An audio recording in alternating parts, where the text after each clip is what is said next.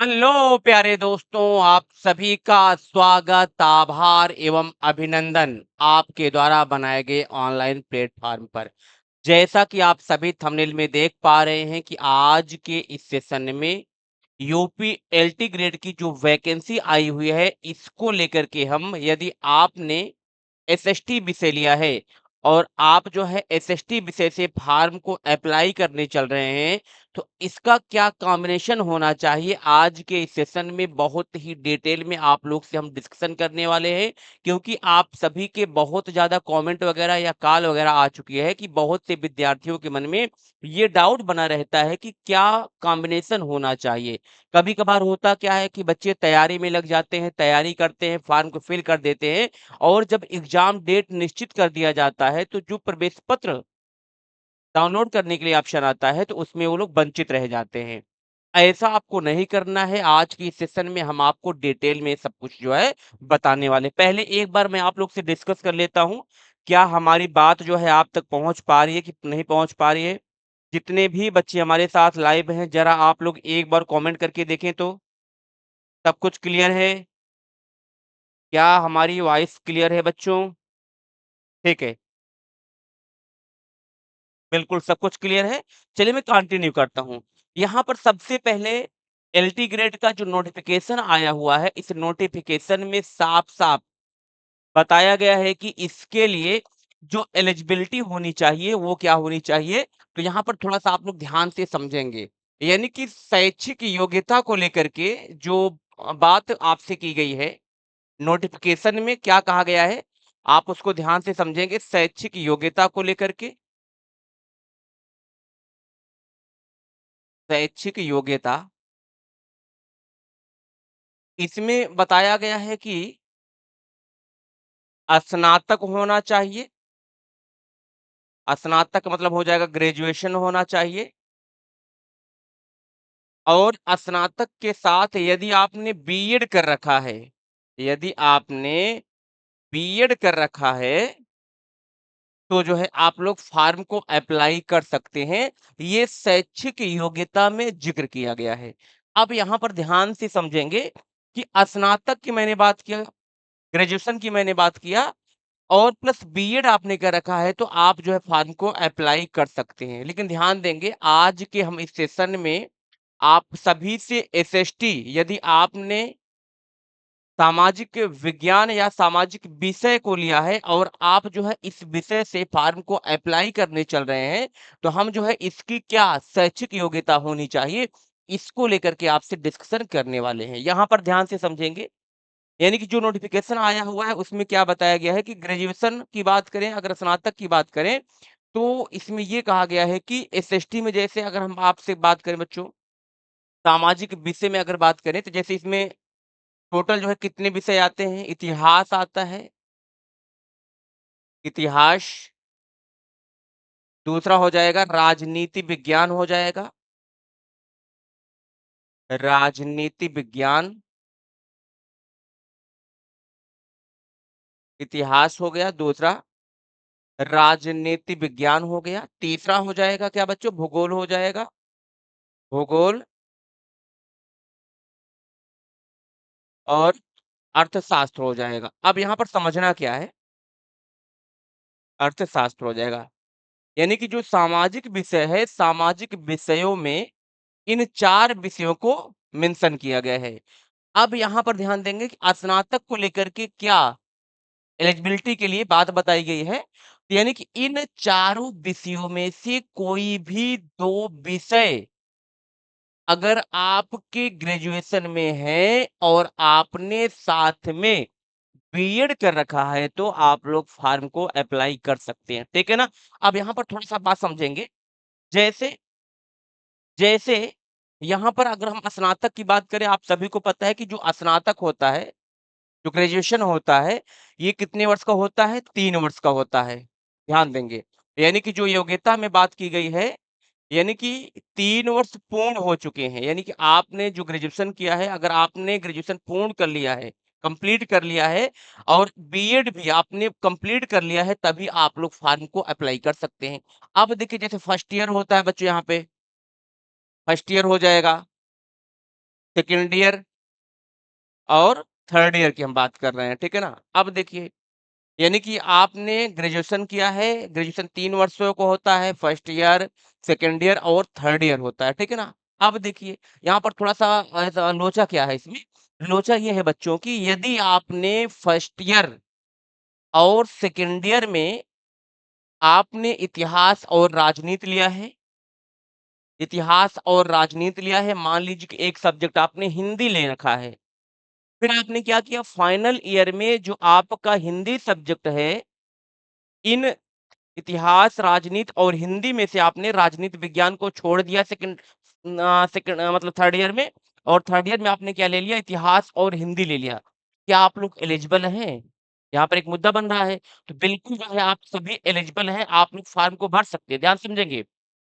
यानी सीधी-सी बात बताई गई है कि जैसे मान लीजिए बच्चों आपने फर्स्ट ईयर ग्रेजुएशन में पहले साल जो है आपने इतिहास ले लिया है, थोड़ा-सा मैं आपको बात समझा रहा हूँ।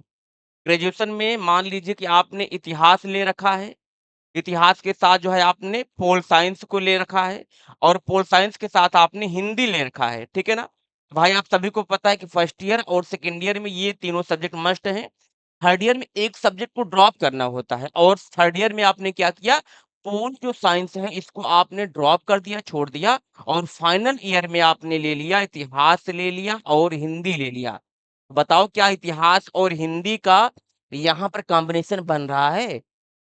इतिहास और हिंदी का तो कॉम्बिनेशन नहीं बन रहा है, लेकिन यहाँ पर एलिजिबिलिटी को लेकर के बात ये बताई गई है कि सिर्फ़ वहाँ पर बोला गया है कि स्नातक होना चाहिए और स्नातक में अगर हम तीनों वर्षों की बात करें, तो यहाँ पर आपका इतिहास और राजनीति से कॉम्बिनेशन बन रहा है और आपने ग्रेजुएशन कंप्लीट कर लिया है और यहाँ पर किसी भी प्रकार के परसेंटेज की बात नहीं की गई है नोटिफ़िकेशन में कितना आपका परसेंट होना चाहिए, ठीक है ना? आपने ग्रेजुएशन किया है, कंप्लीट किया है और आपने बीएड कर रखा है, तो आप लोग एलिजिबल हैं, आप लोग फॉर्म को फिल कर सकते हैं। अब यहाँ पर थोड़ा समझिए बच्चों, देखिए, जैसे अब यहाँ पर मुद्दा ये बन रहा है कि जैसे कोई बच्चा जो है, फर्स्ट ईयर में इतिहास लिया है, सेकंड ईयर में राजनीति लिया है या भूगोल लिया है या अर्थशास्त्र लिया है, तो अब इसमें भी कॉम्बिनेशन को लेकर के क्या मुद्दा है? इन चारों विषयों में से ध्यान देंगे, इन चारों विषयों में से कोई भी 2 विषय यदि आपके ग्रेजुएशन में हैं, तो आप सभी जो है एलिजिबल हैं, आप लोग फॉर्म को फिल कर सकते हैं। कोई भी 2 विषय, चाहे आपने ग्रेजुएशन में इतिहास लिया है, चाहे भूगोल लिया हो, इतिहास भूगोल हो गया, राजनीति विज्ञान और इतिहास हो गया। हाँ, ये माना जाता है कि इतिहास और पोल साइंस का कॉम्बिनेशन थोड़ा माना जाता है, ज्योग्राफी और इकोनॉमिक्स का, ठीक है ना? और मैंने यहाँ पर क्या बताया बीएड भी आपने पूर्ण कर रखा है, तभी आप लोग फॉर्म को भर सकते हैं, ठीक है ना? जल्दी से बताएँ यहाँ पर सभी डाउट क्लियर? जो भी हमारे साथ बच्चे जुड़े हुए हैं, एक बार आप लोग कमेंट कर दें। कि यहाँ पर सब कुछ क्लियर हो गया, डाउट आपके मन में कोई डाउट नहीं बचा? फिर हम आगे चलें, ठीक है? एक बार आप लोग कमेंट कर सकते हैं यदि कोई डाउट बन रहा है आपके मन में। अब हम लोग आगे डिस्कशन करने वाले हैं, अब और क्या डाउट बन सकते हैं आपके, ठीक है ना? ये हो गया। अब देखिए, अब आगे क्या होता है कि जैसे यहाँ पर स्नातक हो गया, बीएड हो गया। कभी-कभी बच्चे कहते हैं कि क्या ये जो नोटिफ़िकेशन आया हुआ है, इस नोटिफ़िकेशन में टेट और सीटेट को भी माँगा गया है क्या? बिल्कुल किसी भी प्रकार के टेट और सीटेट की बात नहीं की गई है। यदि आपने टेट नहीं पास हैं, यदि आपने सीटेट नहीं पास हैं, तो कोई किसी प्रकार की दिक्कत नहीं है, आप फ़ॉर्म को भर सकते हैं, बेहतर तरीके से आप लोग तैयारी को कर सकते हैं, कोई किसी प्रकार की दिक्कत है नहीं, ठीक है ना? अब ये बात हो गई, क्लियर? अब यहाँ पर आगे चलें, जो भी बच्चे लाइव हैं, आप लोग बताएँ एक बार ज़रा-सा, ठीक है?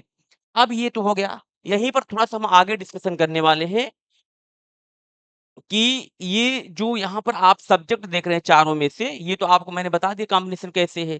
अब इसका जो पेपर होता है, जैसे कि प्रारंभिक परीक्षा जो होता है और जो मुख्य परीक्षा का आयोजन होता है, जैसे यहाँ पर ध्यान देंगे प्री, यानी कि अब की बार जो आपका पेपर का पैटर्न है, इसके पहले जो पेपर पैटर्न हुआ था, इसमें क्या कर दिया गया है, चेंज कर दिया गया है, ठीक है ना?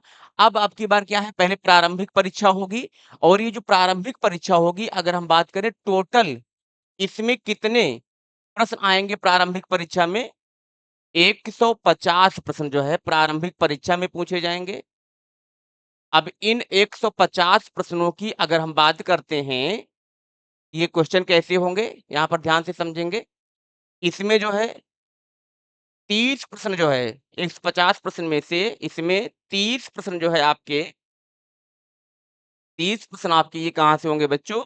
ये आपका जीएस होगा और बचे कितने 120 प्रश्न बचे हैं। 120 क्वेश्चन बचे और जो 120 प्रश्न होगा, ये आपका क्या होगा भैया? ये एसएसटी जो आपका सब्जेक्ट है, यहाँ से पूछे जाएँगे, ठीक है ना? अब यहाँ पर समझिए, अब एसएसटी में क्या हो गया भैया? अभी मैंने आपको बताया इसमें क्या हो जाएगा आपका? इतिहास हो गया, इसमें आपका इतिहास आएगा, इसमें आपका क्या आएगा? भूगोल हो जाएगा, इसमें आपका अर्थशास्त्र हो जाएगा और इसमें आपका तीसरा क्या हो जाएगा नेक्स्ट? राजनीति हो जाएगा। राजनीति हो जाएगा, ठीक है? अब देखिए, ये आपका प्रारंभिक परीक्षा का जो है ये पैटर्न है और जो आपको टाइमिंग मिलने वाला है, जो समय मिलने वाला है, ये जो पेपर होगा कितने घंटे का होगा भैया? 2 घंटे का ये आपका पेपर होने वाला है, ठीक है ना? अब देखिए यहाँ पर होता क्या है कि जैसे ये मान लीजिए कि आपने ग्रेजुएशन किया है, ठीक है ना? ग्रेजुएशन में आपने इतिहास लिया है और आपने राजनीति विज्ञान लिया है। इन तीनों सालों में आपने जो सब्जेक्ट लिया है, इतिहास लिया है और राजनीति विज्ञान लिया है, ठीक है ना? अब जब आप पेपर हाल में बैठे हैं, परीक्षा हाल में बैठे हैं सॉरी, तो वहाँ पर क्या है, कि ये 30 प्रश्न तो सभी के लिए अनिवार्य हैं। अब ये जो 120 प्रश्न आपके मिल रहे हैं, इन 120 प्रश्नों में से क्या होता है भैया? इन 120 प्रश्नों में क्या होता है ध्यान देंगे, इसमें जो होता है 60 प्रश्न जो है आपके 60 प्रश्न मिलते हैं, ये मिलते हैं और इधर 60 प्रश्न मिलते हैं, ठीक है ना? 60 प्रश्न, यानी कि इतिहास से 60 प्रश्न रहेंगे, भूगोल से 60 प्रश्न रहेंगे, अर्थशास्त्र से 60 प्रश्न और राजनीति से 60 प्रश्न, जो भी आपने कॉम्बिनेशन कर रखा है। जैसे ग्रेजुएशन में आपने इतिहास लिया है, तो इतिहास से 60 प्रश्न करने होंगे और भूगोल से 60 प्रश्न करने होंगे, ठीक है ना? अब यहाँ पे मुद्दा क्या बन रहा है, जैसे मान लीजिए कि आपने ग्रेजुएशन कर रखा है, ग्रेजुएशन में आपने सब्जेक्ट लिया है, इतिहास लिया है और राजनीति विज्ञान लिया है, ठीक है ना? अब यहाँ पर क्या होता है कि रुचि क्या है आपकी? जैसे आपने तो ग्रेजुएशन में ले लिया है ये सब्जेक्ट, ठीक है ना? लेकिन वर्तमान समय में आपकी जो रुचि है पढ़ने में, वो रुचि किसमें भैया आपकी है? भूगोल और अर्थशास्त्र में है। तो आप ध्यान देंगे कि यदि आप परीक्षा हॉल में बैठे हैं, तो जो आपको ओएमआर सीट दी जाएगी, जो ओएमआर सीट दी जाएगी, इस ओएमआर सीट में अगर आप चाहते हैं, तो अपनी रुचि के आधार पर आप भूगोल और अर्थशास्त्र 2 इन अन्य विषयों को प्रारंभिक परीक्षा में ले सकते हैं। यानी कि इस ओएमआर सीट में एसएसटी वाले ऑप्शन में जाएँगे, तो भूगोल के सामने आप ब्लैक करेंगे और अर्थशास्त्र के सामने ब्लैक करेंगे। तो इसका मतलब क्या हो जाएगा कि आप इन दोनों सब्जेक्ट का आंसर यहाँ पर कर रहे हैं। यहाँ पर किसी भी प्रकार से आपके ग्रेजुएशन से कोई भी लेना-देना नहीं है। ठीक है ना? ध्यान दीजिएगा। यानी आपने जो ग्रेजुएशन में सब्जेक्ट लिया है, चाहे आपने इतिहास लिया है, अगर आपने भूगोल लिया है, ग्रेजुएशन में कॉम्बिनेशन बन रहा है, तो अगर आप चाहते हैं तो अपनी रुचि के आधार पर यहाँ पर प्रारंभिक परीक्षा का पेपर दे सकते हैं। क्लियर? ये तो प्रारंभिक परीक्षा की बात हुई, लेकिन अभी आप सबको पता है कि अब की बार जो पेपर का पैटर्न है, ये चेंज हो गया है। यानी कि भैया अब इसमें क्या अब इसमें क्या जोड़ दिया गया है, मुख्य परीक्षा का भी आयोजन किया जाएगा। ये तो प्री की मैंने बात किया। अब ध्यान देंगे, यहाँ पर हम बात करने वाले हैं मुख्य परीक्षा की। मुख्य परीक्षा की बात करने वाले हैं। यहाँ पर अब थोड़ा-सा आप लोग ध्यान से समझने वाले हैं, ठीक है ना? देखिए, यानी कि ये जो आपका प्रारंभिक परीक्षा होगा, ये प्रारंभिक परीक्षा कितने अंकों का होगा भैया? टोटल 300 अंक का ये प्रारंभिक परीक्षा होगा, यानी कि प्रत्येक क्वेश्चन जो होगा ये 2 नंबर का होगा, ठीक है ना? अब यहाँ पर जो आपकी मुख्य परीक्षा आयोजित की जा रही है, ये टोटल अगर बात करें बच्चों तो ये 200 अंकों की होने वाली है। 200 अंक की होने वाली है। अब इस 200 अंक में यदि हम देखते हैं तो इसमें पहला जो क्वेश्चन पूछा जाएगा आपसे, ये लघु उत्तरीय प्रश्न होगा। पहला जो पेपर होगा, सॉरी, पेपर तो एक ही होगा। इसमें लघु उत्तरीय टाइप के क्वेश्चन दिए जाएँगे और आपको दीर्घ दीर्घ उत्तरीय प्रश्न दिए जाएँगे पेपर में, ठीक है ना? मेंस की परीक्षा की मैं बात कर रहा हूँ। देखिए, लघु उत्तरीय जो प्रश्न हैं, प्रश्नों की टोटल संख्या कितनी होगी? 10 प्रश्न दिए जाएँगे आपको, और इन 10 प्रश्न जो दिए जाएँगे आपको, ये प्रत्येक क्वेश्चन जो है कितने नंबर का होने वाला है भैया? 8 अंक का। टोटल 8 अंक का होने वाला है। यानी कि अगर हम टोटल अंकों की बात करें कि लघु उत्तरीय जो प्रश्न है, ये टोटल कितने अंक के हो जाएँगे? तो टोटल जो है 80 अंक के, टोटल 80 अंक के हो जाएँगे, ठीक है ना? इसी तरीके से जो दीर्घ उत्तरीय प्रश्न हैं, दीर्घ उत्तरीय प्रश्नों की जो संख्या होगी, टोटल 10 प्रश्न रहेंगे और प्रत्येक क्वेश्चन जो है ये 12 अंकों का होगा। एक क्वेश्चन कितने अंकों का? 12 अंकों का होगा। इस प्रकार से टोटल अगर हम बात करते हैं, तो जो दीर्घ उत्तरीय प्रश्न है, ये 120 अंक का होने वाला है। अगर हम 120 प्लस 80 ऐड कर देते हैं, तो यहाँ पर क्या देख रहे हैं आप लोग? 200 अंक हो रहा है, ठीक है ना? अब ध्यान देंगे, यहाँ पर जो लघुत्तरीय प्रश्न होंगे, इनका जो आपको आंसर लिखना है, वो 125 शब्दों के अंदर ही इनके आंसर को लिखना है।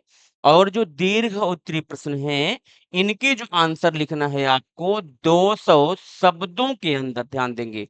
200 शब्दों के अंदर जो है आपको आंसर लिखना है। जल्दी से बताएँ जो भी बच्चे लाइव हैं, यहाँ तक सब कुछ क्लियर? जितने भी हमारे साथ हमारे प्यारे दोस्त जुड़े हुए हैं, भाई-बहन जुड़े हुए हैं लाइव सेशन में, आप लोग एक बार ज़रा बताएँ यहाँ पर सब कुछ क्लियर?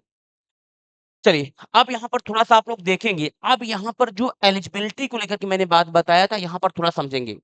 देखिए, मैंने अभी तक आपको क्या बताया कि जब प्रारंभिक परीक्षा जो आपकी होगी, तो इसमें यदि आपने ग्रेजुएशन में इतिहास और राजनीति लिया है, तो आप प्रारंभिक परीक्षा में अपनी रुचियों के आधार पर पेपर दे सकते हैं, ठीक है ना? और पेपर मान लीजिए आपने दे दिया और आपको पता है कि जो प्रारंभिक परीक्षा होगी, इस प्रारंभिक परीक्षा में एक सीट के लिए 15 दावेदार होंगे। यानी कि 15 गुना विद्यार्थियों को जो है इसमें क्वालीफाई कराया जाएगा। अब देखिए, जैसे आपने यहाँ पर मैंने आपको बताया कि प्रारंभिक परीक्षा में आप अपनी रुचियों के आधार पर सब्जेक्ट ले सकते हैं। लेकिन यहाँ पर जो आपकी मुख्य परीक्षा होगी, जैसे भैया मैंने क्या बताया था, प्रारंभिक परीक्षा में आपने भूगोल को क्लिक कर दिया है, अर्थशास्त्र को। तो ऐसा नहीं है कि आप मुख्य परीक्षा में फिर जो है आपने इतिहास ले लिया, फिर आपने राजनीति ले लिया, ऐसा नहीं है। मुख्य परीक्षा में आपको वही सब्जेक्ट को लेना अनिवार्य होगा, जो आपने प्रारंभिक परीक्षा में लिया है। किसी भी प्रकार से आप अलग विषयों को नहीं ले सकते हैं। ज़रा एक बार आप लोग बताएँ, जो भी हमारे साथ बच्चे लाइव हैं, क्या सब कुछ डाउट आपके क्लियर हो गए? डाउट क्लियर हो गए? यानी कि आपने क्या देखा कि जो मुख्य परीक्षा का आयोजन होगा, इस मुख्य परीक्षा में जो आपने पीटी में 2 सब्जेक्ट लिया है, इन्हीं दोनों सब्जेक्ट से आप मुख्य परीक्षा दे पाएँगे। ऐसा नहीं कि फिर आप जो है यहाँ पर सब्जेक्ट चेंज कर दें, ठीक है ना? ये रहा। अब थोड़ा-सा मुद्दा क्या आता है, ऐज क्राइटेरिया की बात आती है, उम्र की बात आती है कि भैया आयु कितनी होनी चाहिए फॉर्म, मतलब कम से कम कितनी आयु का कोई कैंडिडेट है तो वो फॉर्म को फिल कर सकता है। तो ध्यान देंगे, 21 वर्ष से 40 वर्ष तक जो है ये समय सीमा मतलब कि आयु की बात की गई है। कम से कम आपकी आयु 21 वर्ष होनी चाहिए और अधिकतम 40 वर्ष होनी चाहिए। हाँ, जो कैटेगरीज़ वाले व्यक्ति हैं, कैटेगरीज़ को अलग से रिलैक्सेशन दिया गया है, वो आप लोग अच्छे से नोटिफ़िकेशन को देख लेंगे। उसमें सब कुछ डिटेल में बताया गया है कि यदि आप ओबीसी में आते हैं, यदि आप एससी में आते हैं, एसटी में आते हैं, तो उसके लिए एज रिलैक्सेशन क्या है। यदि आप उत्तर प्रदेश से अलग राज्यों के निवासी हैं, तो आपके लिए अधिकतम जो आयु सीमा की बात की गई है, वो सिर्फ़ 40 वर्ष ही होगा, अर्थात अगर आप अलग स्टेट से बिलॉन्ग करते हैं, तो आप जो है जनरल की कैंडिडेट में ही शामिल किए जाएँगे। ये रहा बच्चों आपका सब्जेक्ट कॉम्बिनेशन को लेकर के क्या डाउट बन रहे हैं, मैंने बहुत ही शार्ट जो है एक सेशन के माध्यम से मैंने बता दिया। उम्मीद करते हैं कि किसी भी प्रकार के अब आपके कोई डाउट नहीं बन रहे होंगे। यदि कोई डाउट है, तो ज़रा-सा आप लोग कमेंट कर सकते हैं हमारे साथ जो भी बच्चे लाइव सेशन में जुड़े हुए हैं, ठीक है ना? चलो एक बार हम आपको शॉर्ट टर्म में बता दे रहे हैं, बहुत संक्षेप में बता दे रहे हैं, फिर से आप लोग समझ लेंगे। एलटी ग्रेड जीआईसी 2025 का जो नोटिफ़िकेशन आया हुआ है, इसमें शैक्षिक योग्यता की हम बात करने वाले हैं। यदि आपने स्नातक कर रखा है और साथ में आपने बीएड कर रखा है, यानी कि कर रखा मतलब कंप्लीट कर लिया है, तो आप लोग जो है ये एलटीजीआईसी का फॉर्म भरने के लिए एलिजिबल हैं। यदि आप जो है एसएसटी विषय से फॉर्म को फिल करने चल रहे हैं, तो एसएसटी में इतिहास, राजनीति, भूगोल और अर्थशास्त्र इन 4 विषयों को शामिल किया जाता है। अब रही बात शैक्षिक योग्यता की, तो ग्रेजुएशन जो होता है ये 3 वर्षों का होता है, first year, second year, third year होता है। इन तीनों वर्षों में से इन तीनों वर्षों में से इन चारों विषयों में से कोई भी 2 विषय आपके ग्रेजुएशन में हैं, आप जो है एलिजिबल हैं, आप फॉर्म को भर सकते हैं। किसी भी प्रकार के परसेंटेज का ज़िक्र नहीं किया गया है कि स्नातक में या बीएड में आपके इतने परसेंट होने चाहिए, ठीक है ना? टेट और सीटेट का कोई ज़िक्र नहीं है। अगर आप टेट नहीं पास हैं, आप सीटेट नहीं पास हैं, तब भी आप फॉर्म को फिल कर सकते हैं, ठीक है ना? अब जो आपकी प्रारंभिक परीक्षा का आयोजन होगा, इसमें टोटल आपको 150 प्रश्न देखने के लिए मिलेंगे। 30 प्रश्न जो है ये आपका जीएस होगा और 120 जो प्रश्न होगा ये आपके एसएसटी के सब्जेक्ट होंगे और इसमें 2 सब्जेक्ट जैसे हो गए इतिहास, भूगोल से 60-60 क्वेश्चन आपको देखने के लिए मिलने वाले हैं, ठीक है ना? यदि आपने ग्रेजुएशन में इतिहास और राजनीति 2 विषयों को लिए हैं और आप चाहते हैं कि प्रारंभिक परीक्षा में आप भूगोल और अर्थशास्त्र से पेपर देना चाहते हैं, तो बिल्कुल आप लोग दे सकते हैं अपने चयन के आधार पर, अपनी रुचियों के आधार पर। ओएमआर शीट में आप लोग भूगोल और अर्थशास्त्र को ब्लैक करके आप लोग अपनी रुचियों के आधार पर पेपर दे सकते हैं। लेकिन ध्यान यह आपको रखना है कि जिन भी विषयों से आपने प्रारंभिक परीक्षा दिया है, सेम उन्हीं विषयों से ही आपको मुख्य परीक्षा देनी होगी। ऐसा नहीं है कि आप जो है मुख्य परीक्षा में फिर आप सब्जेक्ट को चेंज कर दें। बिल्कुल आप चेंज नहीं कर पाएँगे। मुख्य परीक्षा का जो पैटर्न होने वाला है, ये टोटल 200 अंकों का होगा। लघुत्तरी प्रश्नों की संख्या 10 होगी और दीर्घ उत्तरीय प्रश्नों की संख्या टोटल 10 होगी। जो यहाँ पर लघुत्तरी है ये 8 अंक के होने वाले हैं, दीर्घोत्तरी जो है ये 12 अंक के होने वाले हैं। 125 शब्दों में आपको लघुत्तरी के आंसर देने हैं, 200 शब्दों में आपको दीर्घोत्तरी के देने होंगे आंसर, ठीक है ना? ऐज क्राइटेरिया को मैंने सब कुछ डिटेल में बता दिया। आई होप कि आज का ये जो सेशन है आप लोग को बेहतर तरीके से समझ में आ गया होगा। यदि आप लोग चाहते हैं तो अपने मित्रों के पास, अपने जो आपके फ्रेंड सर्कल के जो स्टूडेंट हैं, उनके पास इस सेशन को शेयर कर सकते हैं। बिल्कुल, हमें लगता है कि सब्जेक्ट कॉम्बिनेशन को लेकर के अब आपके मन में कोई भी डाउट नहीं बचे होंगे, ठीक है ना? तो सेशन को समाप्त करते हैं। उम्मीद करते हैं कि सब कुछ आपको समझ में आ गया होगा। तो आज के लिए प्यारे बच्चों इतना ही। इसी तरीके से कंटिन्यू हम जो है डेली शाम को 5 बजे लाइव क्लास में जुड़ेंगे। एलटी की जो आपका एक वैकेंसी आई हुई है, इसको लेकर के हम जो है क्लासेस करेंगे। आज के लिए इतना ही। Thank you so much. जुड़े रहें आप सभी स्टडी विथ मी के साथ।